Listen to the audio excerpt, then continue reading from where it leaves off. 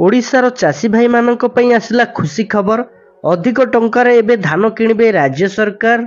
आसंता 20 तारिख रु बरगड़ जिल्लारू आरंभ हेब धान संग्रह।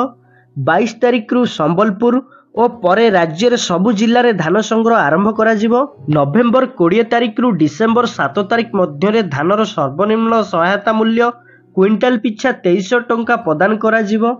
डिसेम्बर मास 8 तारिख बरगड़ सहलाई राज्य स्तरीय कृषक समावेश रे मुख्यमंत्री चाषी को धान क्विंटाल पिछा अतिरिक्त 800 टंका प्रदान करिवे।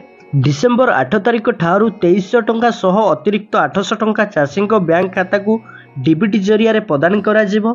लोकसभा भवन रे आयोजित बैठक रे मुख्यमंत्री को उपस्थित रे एही निष्पत्ति निया जायछि। 8 तारिख रु चाषी माने सर्वनिम्न सहायता मूल्य सह अतिरिक्त 800 टंका 48 घंटा मध्य डेबिट माध्यम रे पाइबे। त्रुटि शून्य धान संग्रह पाई सरकार समस्त विभाग और जिलापाल सह आलोचना करिसेंती।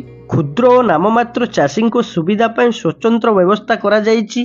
चाषी मानकु धान संग्रह व्यवस्था पाई निया जायथिबा सरकारी पदक्षेप संपर्क में विभिन्न सूचना शिक्षा और संचार कार्यक्रम माध्यम रे सचेतन कराई दिया जायछि।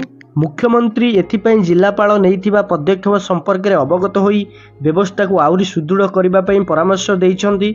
विभिन्न धान मंडी रे ग्रेन एनालाइजर, क्वालिटी एनालाइजर, मंडी सुपरवाइजर आदि मुतयन संपर्क में सूचना दिया जायथिला। चाषी मानकु टोकन प्रदान 15 तारिख आरंभ हेबो बोली सूचना दिया जायथिला।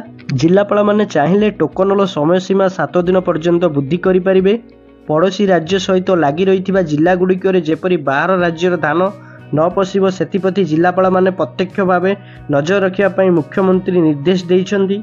सीमावर्ती अंचल रे कैमेरा संयुक्त थिबा जान माध्यम रे पेट्रोलिंग व्यवस्थार कड़ाकड़ी करिया पई एवं मंडी मानकरे सीसीटीवी लगाइबा पई काटिनी छाटिनी रोकिबा पई पदक्षेप नेबाकु मध्य गुरुत्व दिया जायछि।